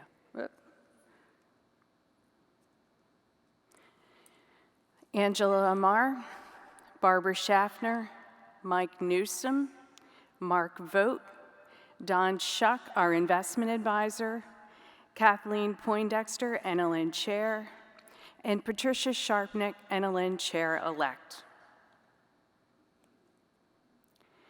4 dynamic and integrated core values permeate the NLN and are reflected in our work even on the Finance Committee: caring, integrity, diversity, and inclusion excellence. The NLN revenue largely comes from fees for services and royalties from collaboration with industry partners. Fees for services includes dues, assessment services, workshops, and the summit. On this slide, membership is broken out, and you can see that it remains steady. The 2022 summit was well attended and shows an increase in revenue for the year. Overall operating expenses have remained steady over the years and are managed in a fiscally responsible way. Inflation was high in 2022, we all know that, and remains a matter of attention for leadership in 2023. Yearly, the Finance Committee reviews the investment strategy for the reserve fund balance as well as the investment portfolio to ensure that the NLN maintains a strong financial foundation to support the organization now and in the future. As mentioned previously, this fund has been used strategically by the NLN to launch and invest in CNEA. Areas of growth that have been realized in the financial performance of the NLN include certifications as well as strategic corporate partnerships that are aligned with the mission of the NLN and result in revenue enhancement through royalties. The NLN received the Employee Retention Credit, or ERC, funding in 2023 and has worked to reduce expenditures. Also, we continue to invest in our partnerships that generate royalties. Revenues were offset by the downturn in the investment portfolio. The markets in 2023 appear to have rebounded, although we will still see some fluctuations. The NLN reserve balance has sufficient funds to both invest in CNEA and provide funds if needed for unforeseen financial needs. The NLN has exhibited responsible fiscal management with maintenance of full staffing and salaries. I commend President and CEO Dr. Beverly Malone, CFO Steve Cerami, and the NLN staff for their efforts to ensure the financial stability of the organization, particularly during the pandemic. This concludes the report of the Treasurer. Thank you.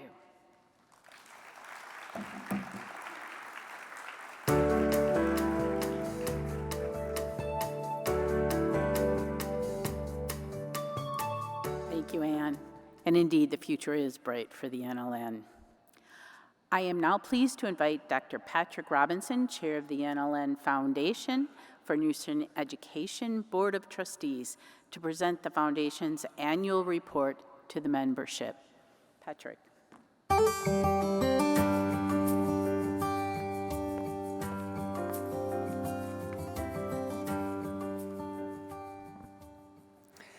Thank you, Dr. Poindexter.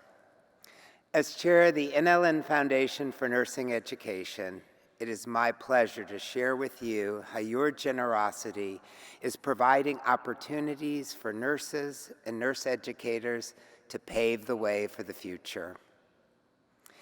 These initiatives include the NLN Nursing Education Scholarship Program and the NLN Research Grants. I am proud to announce that this year we have awarded 15 scholarships to deserving students thanks to your support.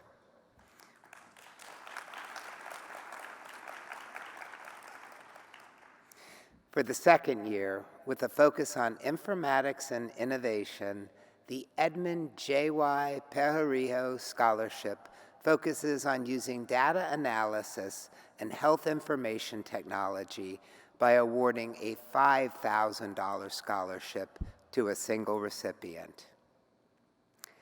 The Cecilia Lou Verhees Scholarship Award, created by Amy Nichols, is focused on helping nurses who are the first in their family to pursue higher education and belong to a historically marginalized or excluded group through a single $8,000 award.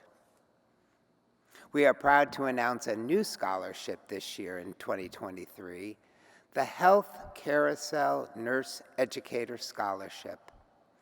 This scholarship focuses on nurse educators enrolled in an accredited graduate level program who received their initial nursing degree outside the United States.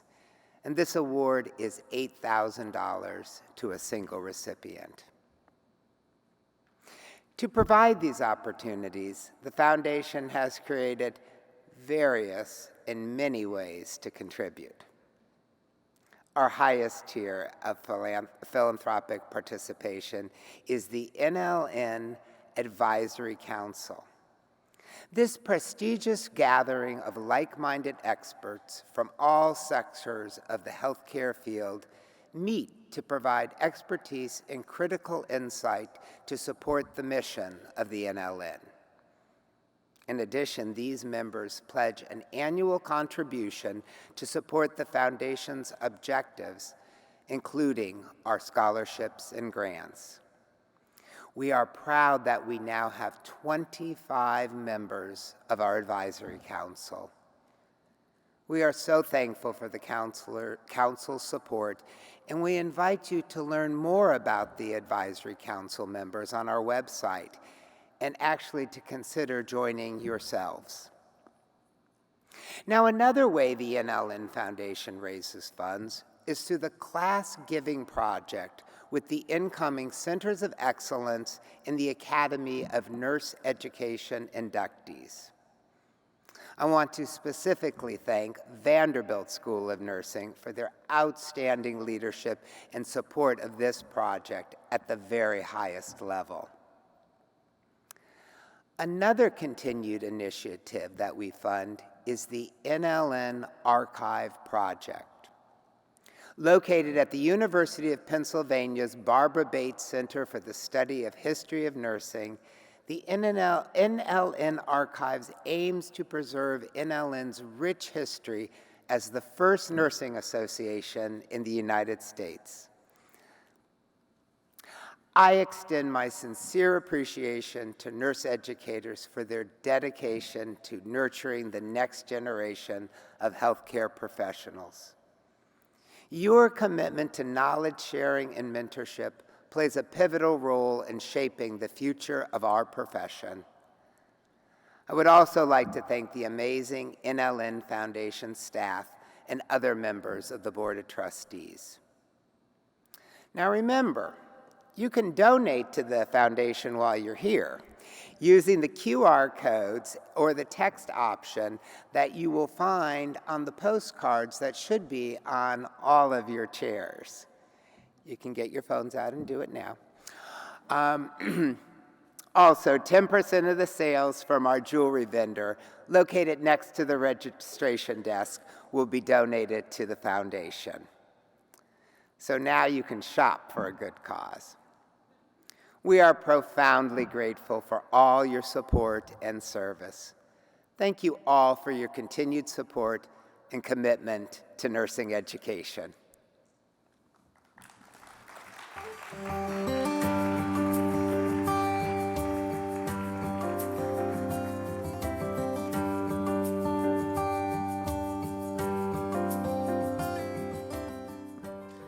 Thank you, Patrick, and again, thank you to everyone who gives so generously to allow us to present those scholarships and to support the electives and the activities that we do. Now it's time to declare the results of the 2023 elections. Before I do so, I would like to thank the current NLN Board of Governors for your outstanding volunteer service to this organization. You have done incredibly well, and you've done a tremendous amount of work during exceedingly challenging times.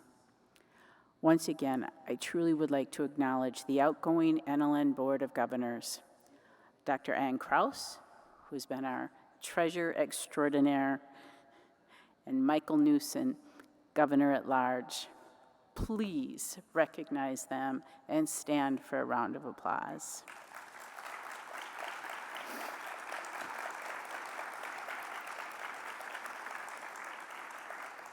And it has been truly an honor and a pleasure to work with them, both of you. The NLN Bylaws Article 6, Section 5 prescribes procedures that NLN uses to elect its governing bodies. According to the code of the not-for-profit law under which the NLN is incorporated, members not present vote by proxy, and the proxies are voted by the NLN chair. To ensure the integrity of the election process and the security of the online voting process, an independent company performed an accountant's report that documents the election process. To ensure voting confidentiality, the election website was maintained by Survey and Ballot Systems Incorporated. No vote was received or handled by any person connected with the National League for Nursing. All elected candidates present will take office at the close of this business meeting. At this time, I am officially casting the member proxies and declare that the following elected individuals will take office at the close of the business meeting. Will those members present please stand as I announce your name? And I'm going to ask everyone to please hold your applause until I announce everyone. Yolanda Van Riel was elected to the office of the NLN Chair-elect. Mark Hand was elected to the office of the Treasurer. Ann Fink was elected to a 3-year term on the NLN Board of Governors. Susie Kane was appointed to a 3-year term on the NLN Board of Governors. Kechi Ekedru Anderson and Jessica Oakes were elected to the NLN Nominations Committee for 3-year terms. Frank Hicks was elected to serve a 3-year term as Commissioner on the NLN Certification Commission. And this concludes the introduction of all newly elected officials of the National League for Nursing and the NLN Certification Commission. Please join me in applauding them.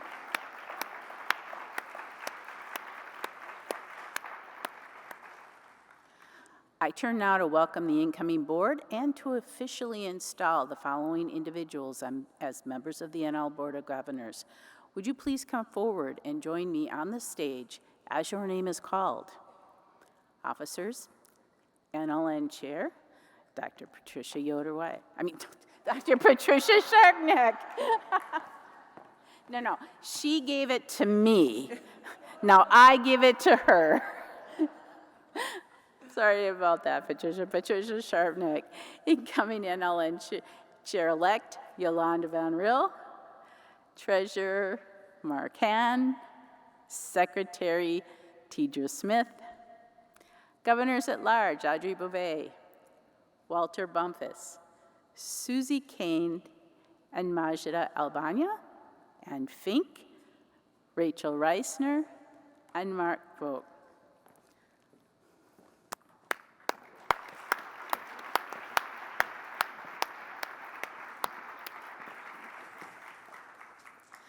As part of this investiture ceremony, would the newly elected board members please respond, "I do," to the following pledge.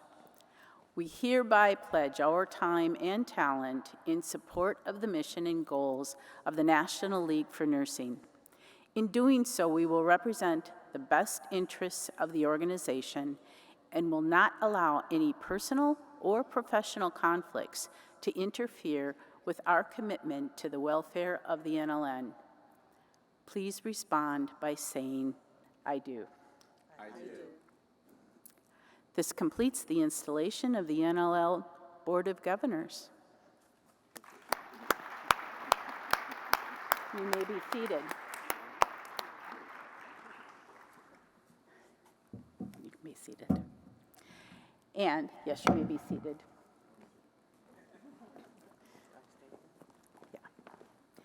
And at this time, I didn't have it. I will go get it.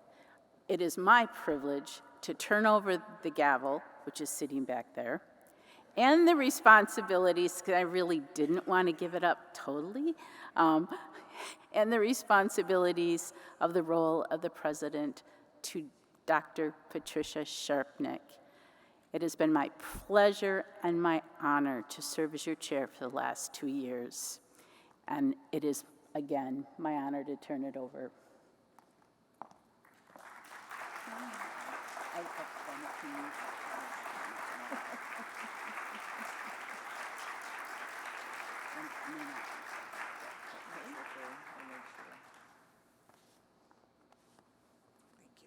Okay. Esteemed nurse educators, colleagues, and friends, that's yours. It's my honor to share with you our new chair, Dr. Patricia Sharpnack. So you just wanted to say it right. Thank you, Kathleen. Esteemed nurse educators, colleagues, and friends, it is truly an honor to stand before you as chair of the National League for Nursing. I have been privileged to have served as the chair-elect of the NLN since 2021 under the leadership of my esteemed colleague, Dr. Kathleen Poindexter.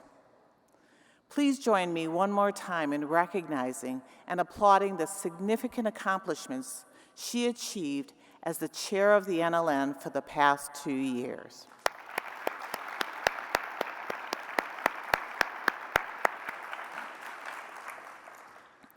The leadership, mentorship, and friendship that she has shown throughout her tenure will resonate across the NLN for an extended period of time. I also ask that you join me in recognizing the former chairs and presidents of the NLN in the audience. Please stand.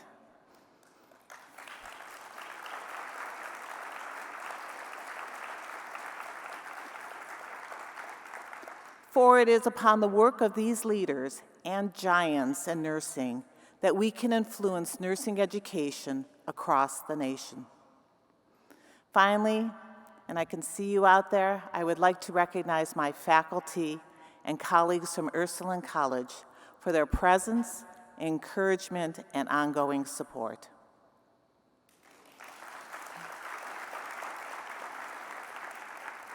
Reflecting on our time together this past week, I am motivated and inspired. We have spent valuable time immersed in the work of our colleagues and leaders in nursing education. Thank you to Dr. Beverly Malone, President and CEO of the NLN, for her inspiring address and ongoing leadership in academia and practice. And today to Dr. Kelly Bryant, our Spunt Lecture Series speaker, for her powerful and profound presentation on our responsibility to advance health equity and ensure that our next generation of nurses are also advocates for advancing health equity. Let us also celebrate the work of all of you, all of the educators who presented these past several days as the summit draws to a close and we look forward to the Summit Gala. Please give yourselves a round of applause.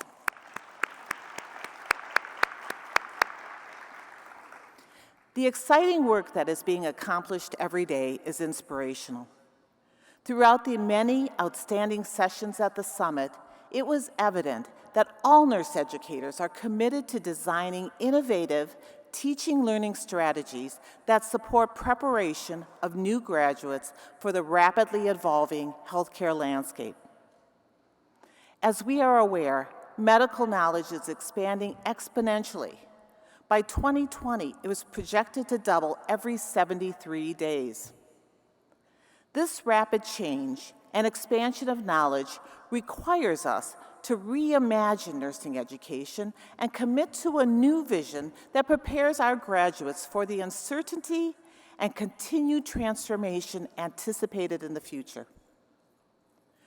To ensure that we are preparing residency-ready graduates, we must be at the forefront of these advancements, continuously updating our knowledge and skills, and looking for ways to effectively transfer this knowledge to our students. Professional development is one way to broaden our perspectives, but another is investing in creative partnerships with our colleagues to better align our programs with the needs of the healthcare industry and provide experiences that support our students in developing the competencies that are crucial to delivering quality nursing care. We must also re-examine the why, what, and how of our teaching learning strategies. Those of you who have heard Simon Sinek, the British-born American author and inspirational speaker, are familiar with his discussion on the why we do what we do. He asserts that the why is far more important than the what or the how when it comes to driving human behavior and decision-making. The why is how you explain your purpose and the reason you behave as you do. I believe that we must step back a moment to always remember our purpose as educators.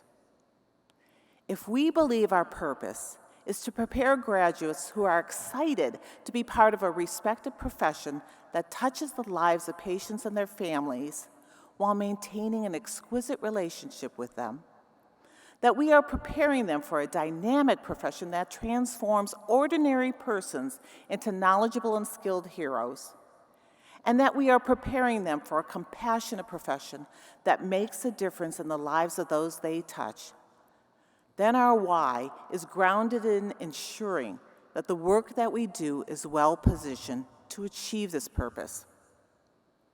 The intentional integration of classroom and clinical teaching, focusing on deeper learning and reducing content, using situated questioning to help guide students toward a sense of salience and growth of clinical reasoning skills must be the foundation of our work.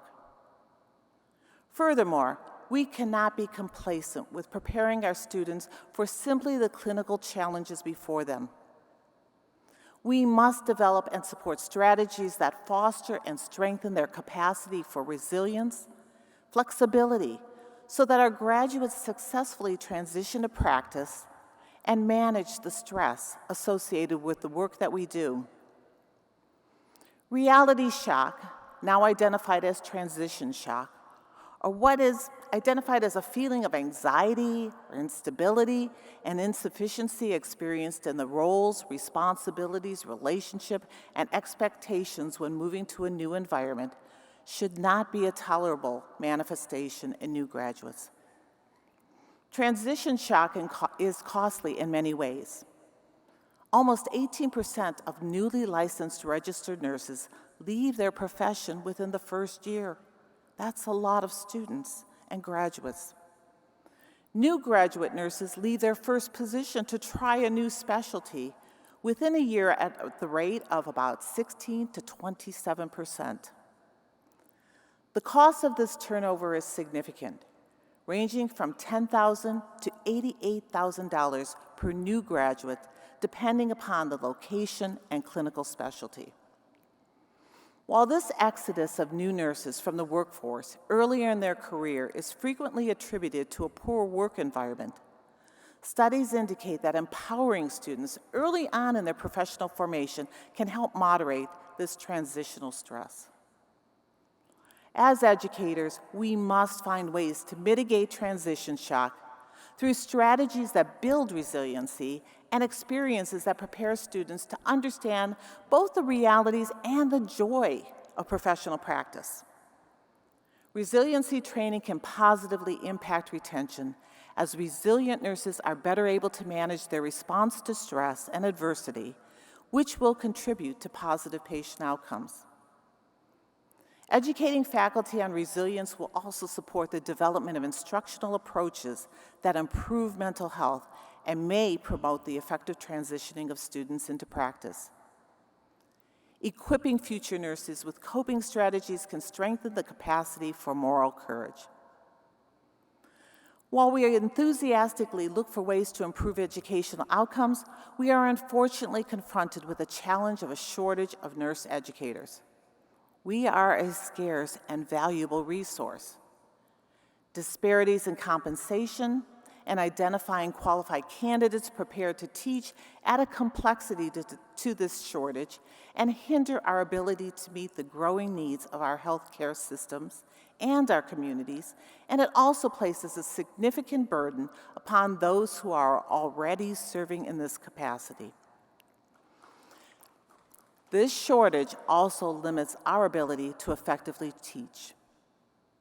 Collectively, we must advocate for educational programs that distinctly prepare nurses for the faculty role and support regulatory and accreditation bodies that recognize the wide-ranging knowledge and skills required of the work that we do. It is vital that we both attract and retain talented and diverse educators, providing them with the support, resources, education, and the compensation necessary to thrive in their roles. As with nurses in healthcare systems, the mental health and well-being of nurse educators cannot be ignored. Owens in 2017 found that work-related stress that nurse educators experience is frequently ignored, as the educator role has not typically been viewed as a high-stress or a high-trauma profession. The demands of the profession, the shortage of educators, the declining access to clinical experiences, secondary stress associated with trauma experienced by students, coupled with the moral distress of the responsibility of educating future nurses, takes a toll on educators' health and well-being. It is crucial, as Dr. Melnyk said today, that we learn to model self-care, seek support when needed, and that universities and nursing programs create a supportive community that fosters resilience and mental well-being. By taking care of ourselves, we can better care for our students and contribute to their success. Last but definitely not the least important, we must acknowledge that the profession continues to struggle with issues of diversity and inclusivity. Collectively, we must confront the disparities in representation within nursing education and work toward creating a more diverse and inclusive learning environment. It is critical that we foster a culture that values and supports individuals from all backgrounds, ensuring that our educational programs reflect the diversity of the communities that we serve. Curricula must cultivate not only a focus on caring, but on promoting a social justice framework that incorporates the significance of injustices such as discrimination, oppression, structural factors that influence care delivery, and issues of access. By doing so, we can strengthen the nursing workforce and deliver culturally competent care. We must remember the importance of our role in influencing policy and policy drivers that support diverse measures to strengthen the impact of the work that we do. Colleagues, let us find ways to collaborate, to innovate, and to advocate for change. Let us strive for excellence in our educational programs, ensuring that we foster the development of nurses who are well prepared to meet the challenges of the ever-evolving healthcare landscape. Let us inspire and empower the next generation of nurses to be change agents, leaders, and advocates for the profession. Let us embrace our role in teaching them to be adaptable and resilient critical thinkers and lifelong learners who never cease to grow and evolve. Colleagues, I challenge each one of you to join me to confront these obstacles uncompromisingly. The challenges we face are concerning. I would like to say that I have all the answers for you, but sadly, colleagues, I do not.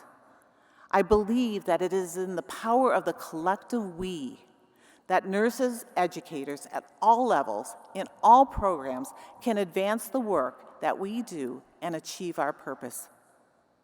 We must have a shared vision that reimagines the future of nursing education. Fortunately, we do not have to operate in silos or without essential resources. Look at this week and how much we have learned. For 130 years, the NLN has led the nation in engaging the best of the best in nursing education, those of you out there. In addressing these challenges in each of your programs, in every community, and across the nation and around the globe. The core values of the NLN, caring, integrity, excellence, diversity, and inclusion, are a guiding light to the work a nurse educator does. Through an emphasis on the core values of the NLN, students are better prepared to navigate the complexities of healthcare, deliver patient-centered care, and advocate for the well-being of their patients. These values also contribute to the development of compassionate and culturally competent nurses who are prepared to meet the diverse healthcare needs of individuals and communities.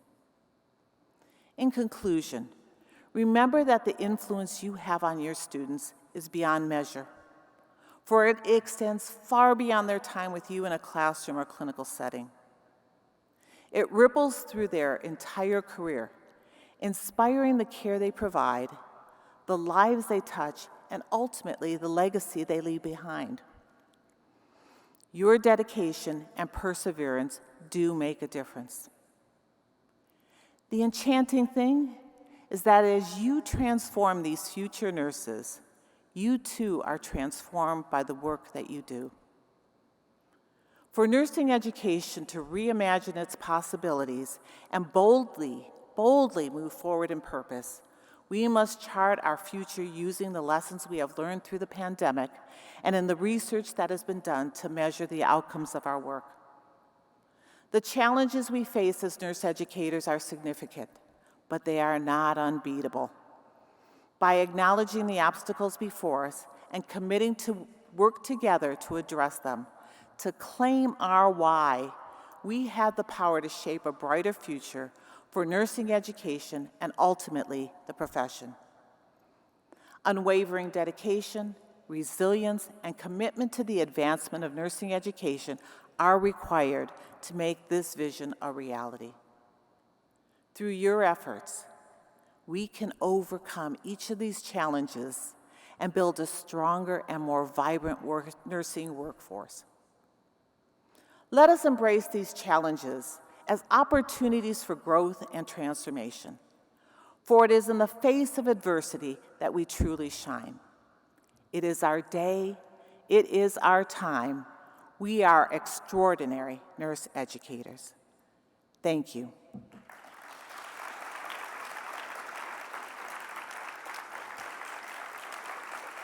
Thank you.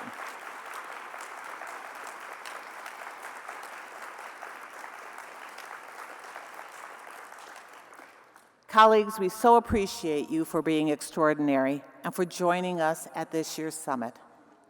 Please join us again at the Honors Convocation at 6:00 p.m.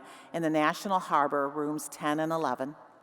And join us at the Summit Gala back here in Potomac A and B at 7:30 p.m. Stay safe and well, and thank you for all you do.